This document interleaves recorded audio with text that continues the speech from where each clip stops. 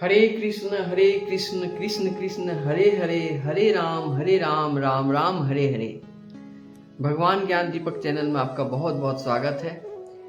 आप लोग सब बहुत ही अच्छे होंगे, आशा करता हूँ आप लोग बहुत ही अच्छे होंगे, मैं भी अच्छा हूँ। आज मैं आपको जो लाइफ लाइन का जो विषय है, Bhagavad Gita meditation technique in Hindi, आज का सब्जेक्ट है। ये जो टेक्निक है भगवद गीता, तमाम उन स्टूडेंट के लिए मैं ये आज का वीडियो अपलोड करने जा रहा हूँ। वैसे स्टूडेंट जो देश के लिए एक धरोहर बनेगा और एक मजबूत योद्धा बनेगा, हर एक क्षेत्र में वो टॉप करेगा। सिर्फ एजुकेशन ज्ञान से, एजुकेशन नहीं, सिर्फ डिग्री नहीं, डिप्लोमा नहीं, बल्कि आत्मज्ञान से मजबूत होगा।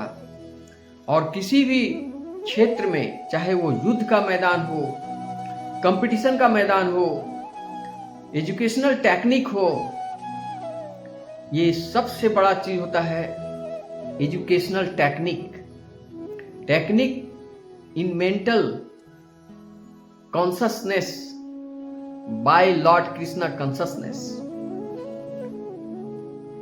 अध्याय 6 का 5 नंबर श्लोक में भगवान क्या कहते हैं, खासकर मैं उन स्टूडेंट को बताना चाहता हूं जो टॉप मोस्ट में जाने वाले हैं। इंडिया का भारत का सबसे श्रेष्ठ स्टूडेंट में नंबर 1 रिजल्ट जिनको आने वाले हैं। और मैंने अपने जो कंटेंट में जितने भी वीडियो अपलोड किए हैं, वो सारे के सारे स्टूडेंट लोग काफ़ी सर्च कर रहे हैं और मेरे को कमेंट कर रहे हैं और मेरे को बहुत सारी बधाइयाँ, बहुत सारा प्यार, बहुत सारा थैंक यू अंकल कहकर संबोधन कर रहे हैं। उन सभी स्टूडेंट को मेरे तरफ से बहुत बहुत शुभकामनाएं और आगे बढ़ो। और नॉट ओनली डिप्लोमा डिग्री लो, नॉट कोई सर्टिफिकेट लो, सब लो, लेकिन मेंटल टेक्निक जो है, consciousness technique, Bhagavad Gita technique in Hindi, आज मैं सभी स्टूडेंट को बताना चाहता हूँ जो मेरे देश का धरोहर है। I love my country India. Students, 5वां नंबर श्लोक में कहता है, भगवान कहते हैं, सुनिए, उद्धारे दात्मनात्मनामानं नात्मानम वशादयेत आत्मैव ह्यमात्मनो बंधुरात्मैव रिपुरात्मनम। अर्थात मनुष्य को चाहिए कि अपने मन की सहायता से अपना उद्धार करे और अपने मन को नीचे न गिरने दे। मन को नीचे गिरने मत दो। यह मन बुद्धिजीव का मित्र भी है और शत्रु भी है। तात्पर्य, प्रसंग के अनुसार आत्मा शब्द का अर्थ शरीर, मन, आत्मा होता है। योग पद्धति में मन तथा आत्मा का विशेष महत्व है, क्योंकि मन की योग्यता, मन ही योग्यपति पद्धति का केंद्र बिंदु है। कौन? मन। अतः इस प्रसंग में आत्मा का तात्पर्य मन होता है। योग पद्धति का उद्देश्य मन को रोकना तथा इंद्रिय विषयों को प्रति आसक्ति से उसे हटाना। यहाँ पर इस प्रकार का बल दिया गया है कि मन को इस प्रकार प्रशिक्षित किया जाए कि वह बुद्धिजीवी को अज्ञानता दलदल से निकाल सके। इस जगत में मनुष्य मन तथा इंद्रियों के द्वारा प्रभावित होता है। वास्तव में शुद्ध आत्मा इस संसार में इसलिए फंसा हुआ है क्योंकि मन मिथ्या अहंकार में लगकर प्रकृति के ऊपर प्रभुत्व जताना चाहता है।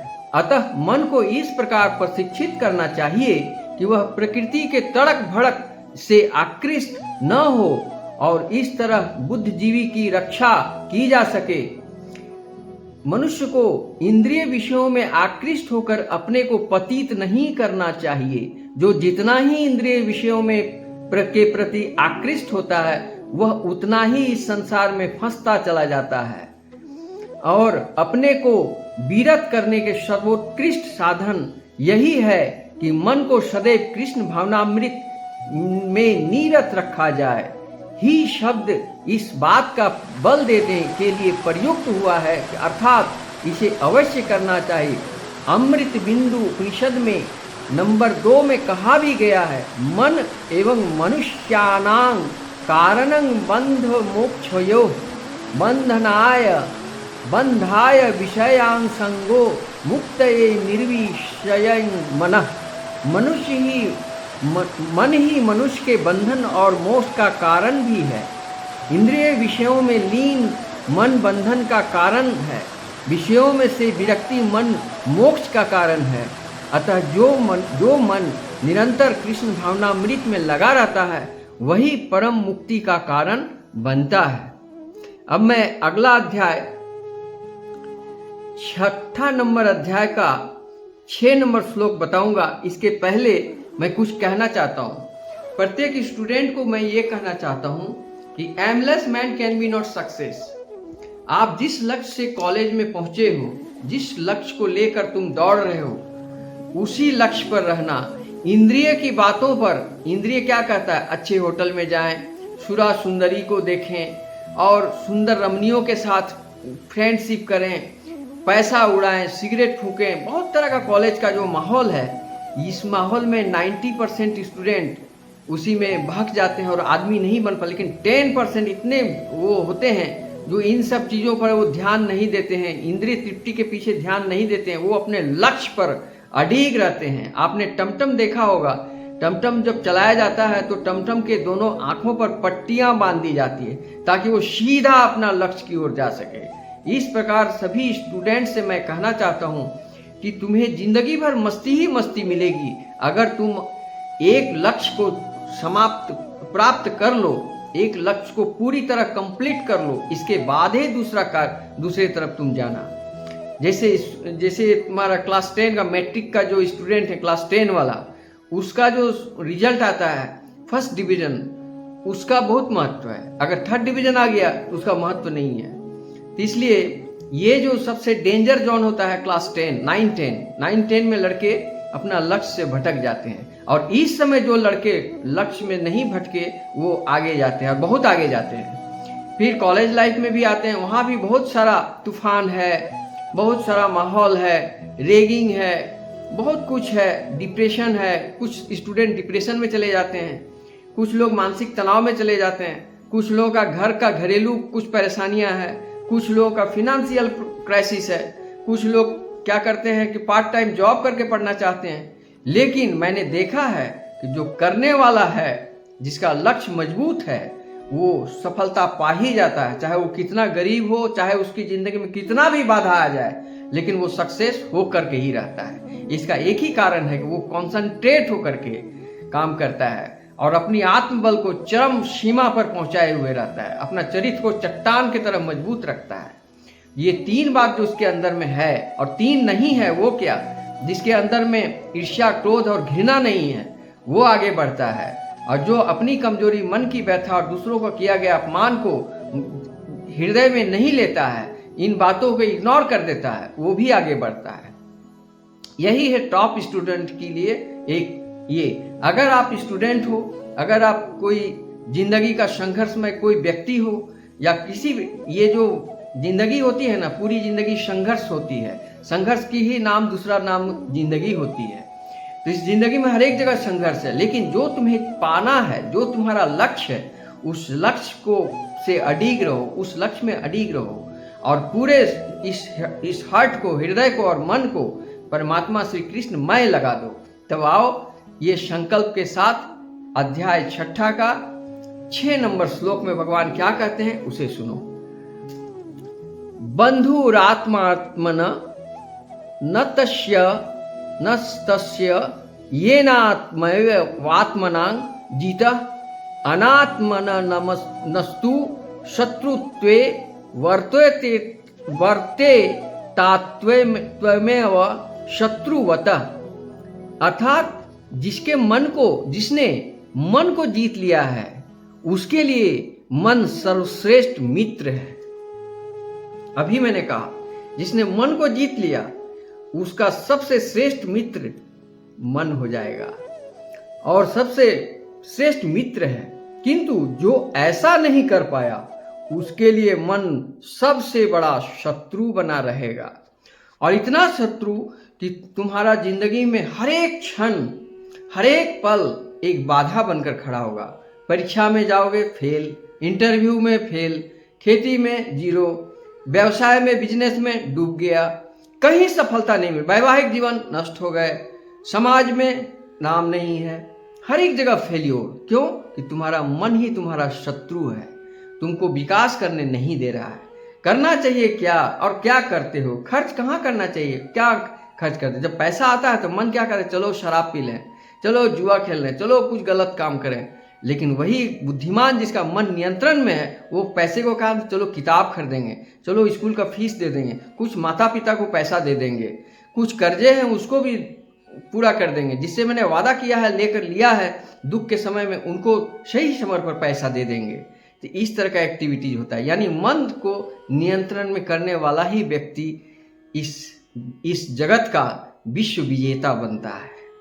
हर एक जगह में वो टॉप करता है, और टॉप हो जाने के बाद में उसकी जिंदगी में इतनी खुशियां आती है और इतना गदगद वो रहता है, हर एक सफलता उसको कदम चूता है। नौकरी के लिए कोई परेशानी नहीं, खेती करने जाएगा तो असंभव फसल होगा, बिजनेस करने जाएगा तो बहुत ही बिजनेस बढ़ा देगा जहां भी जाएगा, क्योंकि उसका मन उसके नियंत्रण में है। इस श्लोक में जो कहा गया है ना, इसको हम जितने भी प्रशंसा करें उतना ही कम है। मेरे दोस्तों, मेरे सनातनियों भाइयों, सभी मेरे छात्रों, मेरे 24-25 साल से लेकर के 35-40 साल तक के जो मेरे कंटेंट में सर्च करने वाले जो मैंने देखा है, मेरे वीडियो को बहुत ध्यान से देखते हैं और कमेंट करते हैं, वे यही लोग हैं जो छात्रों को मेरी बात बहुत अच्छी लग रही है। उन छात्रों को मेरा सत नमन। मेरा देश का धरोहर तुम ही हो, और तुम इस रास्ते में जो जा रहे हो, थोड़ा सा मेरा बात मान लो, तुम कंसंट्रेट होकर थोड़ा सा 5 मिनट कृष्ण अध्ययन, कृष्णामृत का अध्ययन कर लेना, थोड़ा सा गीता भी पढ़ लिया करना। तुम किताब दिन भर में कम से कम 4 घंटा 5 घंटा पढ़ते हो, अपना कोर्स का पढ़ाई पढ़ते हो, बहुत अच्छी बात है, अपना लक्ष्य पर लगे रहो। मैं तुमको भटकने नहीं बोलता हूँ, लेकिन उसमें से मात्र 5 मिनट, 10 मिनट, आधा घंटा, जितना सके, मैंने 700 श्लोक है, 18 अध्याय है गीता का, कि थोड़ा थोड़ा इसके तरफ भी ध्यान देना। और सबसे पहले सात्विक भोजन, सात्विक आहार करना, तो तुम्हारा दिमाग प्रखर रहेगा, प्रखर बुद्धिमान बनोगे। और ये भ्रष्ट, जिस तरह कौवा भात खा के भथा जाता है ना, उस तरह से तुम्हारा जो शरीर है उसमें सात्विक आहार डालोगे, ड्राई फ्रूट डालोगे, दूध फल सब्जी खाओगे, तो मन बढ़िया रहेगा। और ब्रह्म मुहूर्त में जगोगे, योग अभ्यास करोगे, कसरत करोगे, मन तन शरीर सब तरोताजा रहेगा। जहाँ मन तरोताजा, वहाँ शरीर भी तरोताजा, उसका मानसिक विकास भी तरोताजा होता है। यही गीता का मूल उद्देश्य है। मेरे भाइयों, मेरे सनातनियों, मेरे दोस्तों, मेरे छात्रों, सभी को मेरा यही मेरा सबसे श्रेष्ठ वचन था। अध्याय 6 का 6 नंबर श्लोक के अनुसार अपने आप को, मन को जो है, मन को वश में करो। इसमें कहते हैं अष्टांग योग के अभ्यास का प्रयोजन मन को वश में करना है, जिससे मानवीय लक्ष्य प्राप्त करने में वह मित्र बना रहे। मन को वश में किए बिना योगाभ्यास करना मात्र समय को नष्ट करना है। जो अपने मन को वश में नहीं कर सकता वह सततः अपने परम शत्रु के साथ निवास करता है। वो सोते समय शत्रु के साथ सोता है, जगते समय शत्रु के साथ जगता है, और जो भी काम करता है उस शत्रु के अनुसार ही चलता है। शत्रु उसका बार बार काम बिगाड़ रही है, इस बात को याद रखना। इस तरह उसका जीवन लक्ष्य दोनों ही नष्ट हो जाता है। जीव की स्वाभाविक स्थिति यह है कि वह अपने स्वामी की आज्ञा का पालन करे। अतः जब तक मन आजीवित शत्रु बना रहता है तब तक मनुष्य को काम, क्रोध, लोभ, मोह आदि आज्ञाओं का पालन करना होता है। किंतु जब मन पर विजय प्राप्त हो जाती है तो मनुष्य की इच्छा अनुसार उस भगवान की आज्ञा का पालन करता है, जो सबों के हृदय में परमात्मा स्वरूप स्थित है। वास्तविक योगाभ्यास हृदय के भीतर परमात्मा से भेंट करना तथा उनकी आज्ञा का पालन करना है। जो व्यक्ति साक्षात कृष्ण भावनामृत स्वीकार करता है वह भगवान की आज्ञा के प्रति स्वतः समर्पित हो जाता है। इस प्रकार इस अध्याय का जो मूल उद्देश्य था वो ये, जैसे मन, हृदय जो मन है, इस मन के अंदर जो इंद्रियां है ना, जीभ चाहती है क्या क्या चटक मटक खाऊं, आंखें कहती है कि मैं गंदी चीज़ देखूं, मतलब गंदी चीज़ का मतलब जो रंगीन दुनिया को देखूं, कान कहता है जो उस तरह रंगीन कथाओं को सुनूं जिसमें काम आनंद मिले, सेक्सुअल कथाओं को सुनूं, ये कान कहता है। मन कहता है, शरीर चाहता है कि मैं छूऊं, कुछ ऐसी चीज़ों को छूऊं जो मज़ा आ जाए। ये जो इंद्रियों के बात सुनने से और इंद्रियों के बस में चलने से मनुष्य अंधा हो जाता है और अज्ञान हो जाता है, अंधेरे में चला जाता है, भ्रम में चला जाता है और ईर्ष्या, क्रोध, मोह, लोभ में फंस जाता है। और उसका जो वास्तविक लक्ष्य है, जिसको मान लो किसी स्टूडेंट का लक्ष्य है कि मैं IPS ऑफिसर बनूंगा, मैं IAS ऑफिसर बनूंगा, मैं डॉक्टर बनूंगा, मैं इंजीनियर बनूंगा, मैं एक फार्मर बनूंगा, कुछ भी एक तो उद्देश्य लेके तो हर कोई चलता है, लेकिन जब वो चलता है तो उस लक्ष्य से भटक जाता है, जिस कारण तुम फेल कर जाते हो। और यही कारण है, अगर तुम मन को जीत लिया तो तुम फर्स्ट डिवीजन पास करोगे, और मन से हार गया तो तुम फेल कर जाओगे। यही है जीवन का यथार्थ, सफलता का और असफलता का मूल कारण। अब हमें इस बात से स्पष्ट हो गया, माइंड वॉश हो गया, मानसिक तनाव से मुक्ति पा गए। मानसिक तनाव का मूल कारण क्या था? इंद्रिय के बस में मन जो है वो भटका हुआ मन है, जो हमें गलत ट्रीटमेंट, खाना चाहिए क्या और हम खा रहे हैं क्या, पढ़ना चाहिए क्या और पढ़ रहे हैं क्या, जाना चाहिए स्कूल और हम जा रहे हैं कहाँ, सिनेमा हॉल, हमको जिन लोगों के साथ संगति करना चाहिए मैं कहाँ बैठ उठ रहा हूँ, जहाँ गंजेड़ी शराबी, जहाँ फालतू असंगत जिसको कहते हैं, असामाजिक तत्व वाले लोगों के सामने जाना आना और उनके संगत से करना, उनके बातों को सुनना, ये हो गया इंद्री के बस में नहीं रहने के कारण। यही सफलता का कारण है, यही असफलता का कारण यही है। मन यदि नियंत्रण में है तुम्हारा तो तुम्हारा ये मन मित्र है, और मन यदि नियंत्रण में नहीं है और तुम्हारा मन तुम्हारा नियंत्रण में अगर नहीं है तो तुम हर एक जगह दुनिया में किसी भी कोने में जाओगे, हर जगह तुम फेल हो जाओगे और तुम्हारा कहीं भी नामो निशान तरक्की नहीं होगा, कोई तुमको पसंद नहीं करेगा और अधोगति में बहुत कष्टमय जीवन से जाओगे। इसलिए इसमें कहता है, और आगे देखिए अध्याय 6 का 7वां नंबर श्लोक में भगवान क्या कहते हैं, संक्षेप में बता रहा हूँ, बोरिंग न हो। जितात्मनः प्रशांतस्य परमात्मा समाहितः शीतोष्ण सुख दुखेषु तथा मान अपमानयो, अर्थात जिसने मन को जीत लिया उसने पहले ही परमात्मा को प्राप्त कर लिया, क्योंकि उसने शांति प्राप्त कर ली। और ऐसे पुरुष के लिए सुख दुख, सर्दी गर्मी, मान अपमान एक से हो जाते हैं। बहुत अच्छी बात है,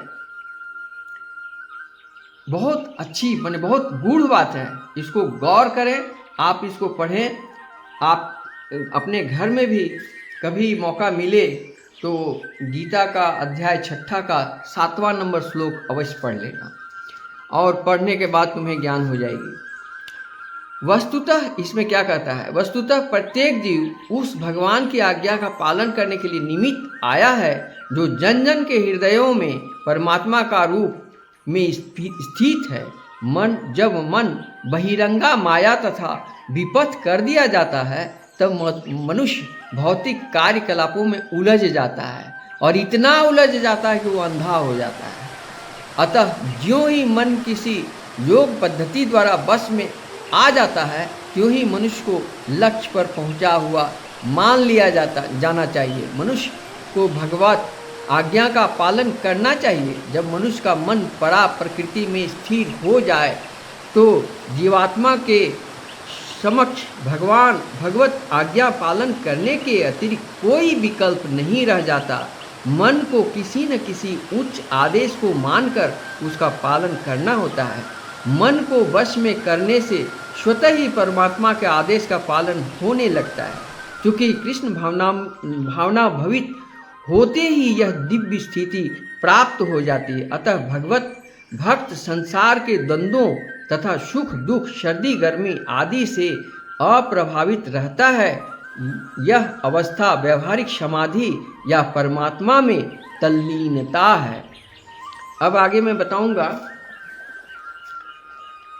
6 नंबर अध्याय का 8वां नंबर श्लोक। प्रत्येक श्लोक में ज्ञान है। प्रत्येक श्लोक में कहता है ना कि where there is faith there is love, where there is love there is peace, where there is peace there is God, where there is God there is no need. जहाँ शांति है वहीं भगवान है। तो शांति किसको मिलेगा? जो इंद्रिय मन को जीत लिया है। और देखिएगा रजोगुण में जो लोग हैं, बंगला गाड़ी धन दौलत बैंक बैलेंस बहुत पड़ा हुआ है, कम से कम दिन भर में 50 तो फोन आ रहा है, गाड़ी ट्रक चली गई है माल लेकर के दूसरे शहर में, वो कोई ट्रक खाली करके आ रही है, कोई गाड़ी में माल आ रहा है, किसी गाड़ी का एक्सीडेंट हो गया, तो कहीं बैंक बैलेंस में शेयर मार्केट गिरने के कारण वहाँ से कुछ धक्का खा गया। ये बहुत सारा आडंबर बना करके रजोगुण वाले चलते हैं, जो इतना माया जाल में इतना उलझे रहते हैं कि उसको सच्ची सुख शांति नहीं मिल पाती। ना ही वो शुद्ध रूप से भोजन कर पाते हैं, न उनकी नींद आती है, ना ही उनका मानसिक तनाव से मुक्त होते हैं, ना ही वो भगवत की कृपा में उनका ध्यान जाता है। वो इतना न उस माया में डूबे हुए होते हैं, इतने डूबे हुए होते हैं कि वो बिल्कुल चैन की सांस शांति तो उनके हृदय में होती ही नहीं है। तो जहाँ शांति नहीं वहाँ भगवान नहीं है, और जहाँ भगवान है वहाँ परम शांति है। इस रहस्य को जानिए। इस गीता के अनुसार में जो कहावत है, ये जो अमृत रूपी गीता हमें प्राप्त है, ये बहुत महाप्रसाद है। ये प्रसाद का मतलब प्र से प्रभु, सा से साक्षात और द से दर्शन। इसी को कहते हैं गीता का प्रसाद। ग्रहण करें। इसके बगैर जीवन से के पहले, मरने से पहले ये अवश्य एक चम्मच भी पी लो, ज्ञान ले लो। पैसा नहीं लगता है, कोई मेहनत नहीं लगता है, सिर्फ मन को नियंत्रण में करो। एकाग्र चित्त होकर के मन में ठान लो कि मुझे तामसिक वचन, तामसिक आहार, तामसिक विचार त्याग देंगे और हम कृष्ण भावनामृत में आ जाएंगे और मन को, इंद्रियों को संतुष्ट तृप्त करेंगे। वो मन को, इंद्रियों को बस में करेंगे। उनके आदेशों पर हम चलेंगे नहीं, मेरे आदेश पर मन चलेगा।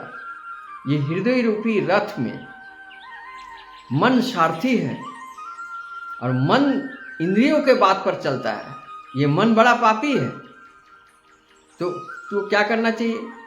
अगर इंद्रियों को शांत हो जाएंगे, मन तुम्हारे बस में हो जाएंगे, मन को मारो चाबुक और उसको बोलो कि तुम सतोगुण के तरफ चलो, रजोगुण तमोगुण से बाहर निकालो, तब वो सुनेगा। अगर तुम उसके मन के नियंत्रण में अगर तुम हो तो तुम उसको कुछ बोल भी नहीं पाओगे। तो जहाँ जहाँ मन जाता रहेगा तुम भी उसके साथ जाते रहोगे। और मन का काम है रजोगुण और तमोगुण में भटका करके भरमा देगा तुमको और परमात्मा से मिलने में तुमको रोक देगा। भक्ति मार्ग तो लाखों मील दूर छूट जाएंगे। यही मूल ज्ञान है भगवत गीता का मूल उद्देश्य है। अब आइए 6 नंबर अध्याय का 8वां नंबर श्लोक क्या कहता है। यही इतना ही करूँगा, आज मैं ज़्यादा नहीं करूँगा, समय बहुत कम है, आपको भी बोरिंग लगेगा। इसलिए आज ये 6 नंबर का जो टेक्निक हम बताए हैं, मोटिवेशनल टेक्निक, भगवत गीता का ये 8वां नंबर श्लोक में है।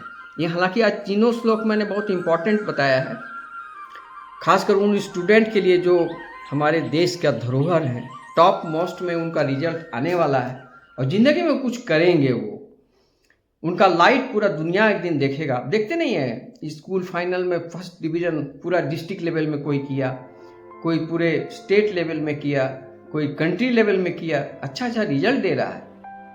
ओलंपिक खेल में भी देख रहे हैं, इतना गोल्ड मेडल आ रहा है। तो एक से एक हमारे स्टूडेंट में, खासकर फीमेल अभी एजुकेशन में बहुत आगे जा रही है, अपने काम में बहुत आगे जा रही है। अपने कर्मठ, अपनी शिक्षा दीक्षा कॉन्सेंट्रेट होकर के चलना बहुत, मैं इस युग के जो न्यू जनरेशन में कुछ लोग इतने अग्रसर हैं, उनको परम ज्ञान है और पूरा राधे राधे भी करते हैं, गीता भी पढ़ते हैं, भगवत कथा भी सुनते हैं, कथा भी सुनाते हैं। बहुत सारे लोग मेरा जो कंटेंट है इसमें देखते हैं कि मेरा सबसे ज़्यादा 24 से 25 से लेके 35-40 तक का जो लोग हैं वही मेरे व्यूअर हैं, जो मुझे कमेंट करते रहते हैं। इसलिए मुझे चाहते हैं कि मैं उन छात्रों के लिए मैं कुछ करूं, और मैं यही चाहता हूं कि मैं उन छात्रों के लिए कुछ कर पाऊं। तो आइए समय को व्यर्थ न करें। कहता है 8वां नंबर श्लोक में,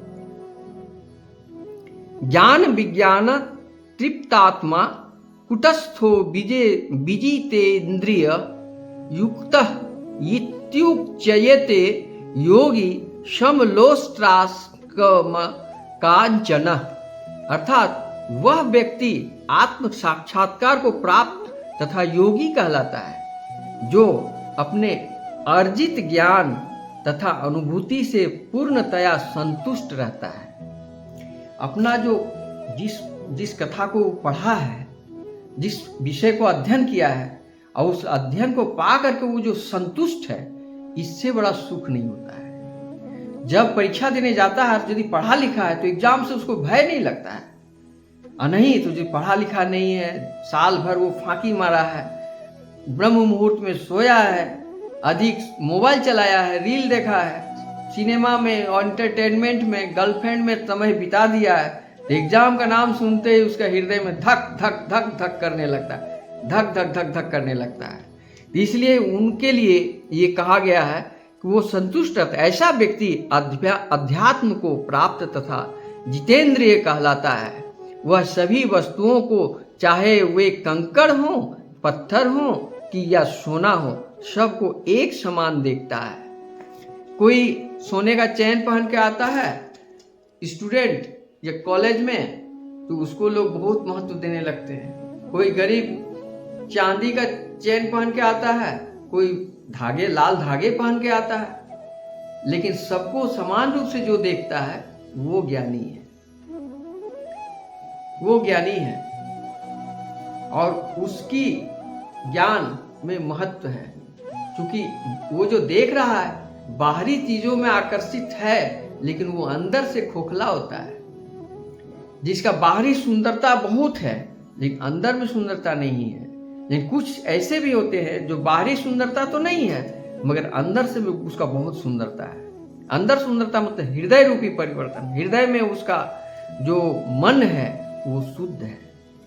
अब मन में अगर मैल है, मन में अहंकार है, मन में व्यवहारिक ज्ञान नहीं है, वो अंधकार मोह माया में भटका हुआ है, तो बहुत चाहेगा कि बहुत आकर्षण, बहुत सुंदर वाणी, बहुत तिलक विलक लगा के आएगा, कार से आएगा, दिखावा बहुत करेगा। यही उसकी पहचान है।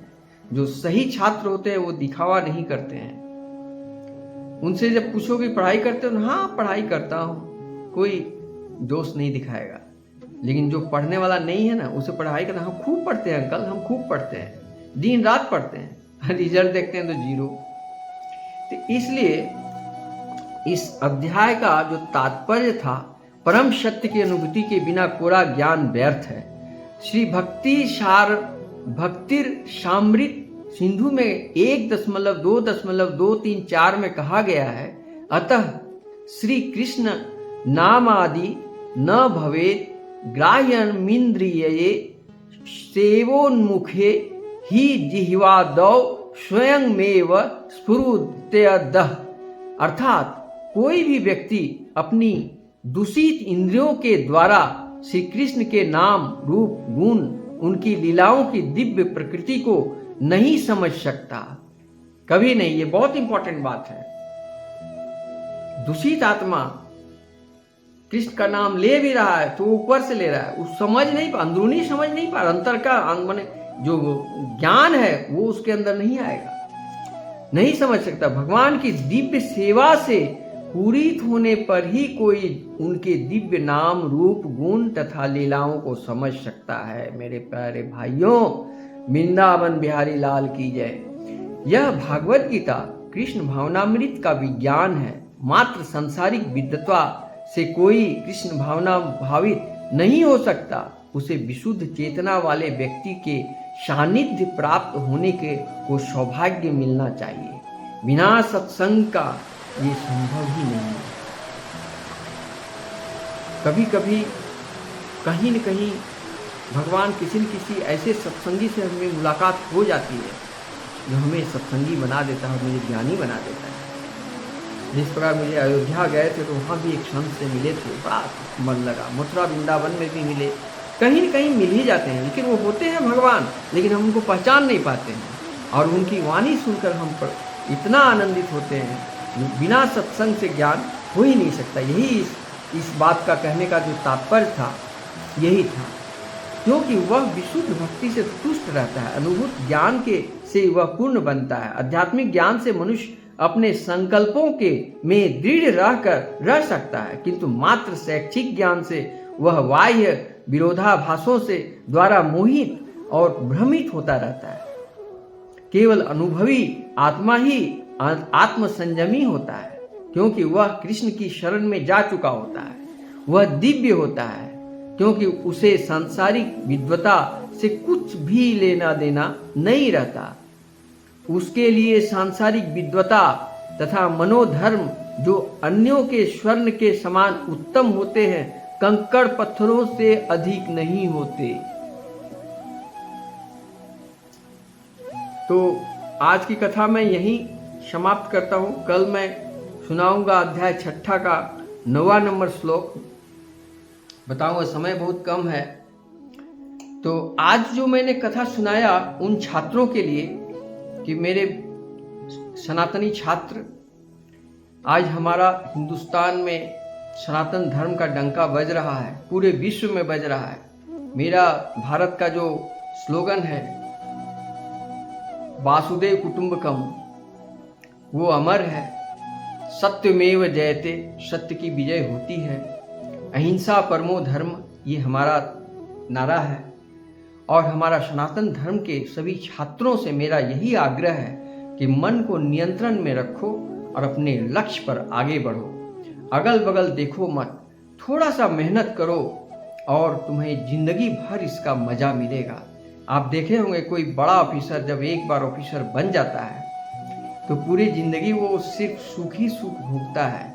उसके बॉडीगार्ड, उसका बगान में माली है, धोबी है, नौवा है, खाना बनाने वाला नौकर है, सिक्योरिटी गार्ड है, हर तरह का सुख सुविधा उनके पास उपलब्ध है और वो आनंदमय जिंदगी, पूरी जिंदगी जीते हैं। लेकिन उसी जगह जो मन के इंद्रिय में, मन जो इंद्रिय के वश में है, जो अपना शत्रु, आपको शत्रु बना के रखा है, आपका जो शत्रु मन है और जो मन आपके नियंत्रण में नहीं है, वो आपको कहाँ ले गया? प्यून का भी नौकरी आपको नहीं मिल रहा है, एक पान दुकान भी नहीं चला सकते हो, वैवाहिक जीवन भी ठीक से नहीं है। कहाँ पड़े रहते हो? जुआ के अड्डा में, शराब के अड्डा में, गंदे माहौल में, कीड़े मकोड़े की जिंदगी जी करके अंत में अधोगति में मृत्यु होती है। ये बताने की चीज नहीं है, ये सबको मालूम है और मालूम हो करके भी लोग लेते नहीं है। ये कृष्ण भावनामृत गीता का ज्ञान ले लो, भगवान हर जगह उपलब्ध है और बहुत ही सरल और बहुत सस्ते में तुम इस आसानी से इस ज्ञान को, इस अमृत को अपने हृदय में ले सकते हो। हरे कृष्ण कृष्ण कृष्ण हरे हरे, हरे राम राम राम हरे हरे।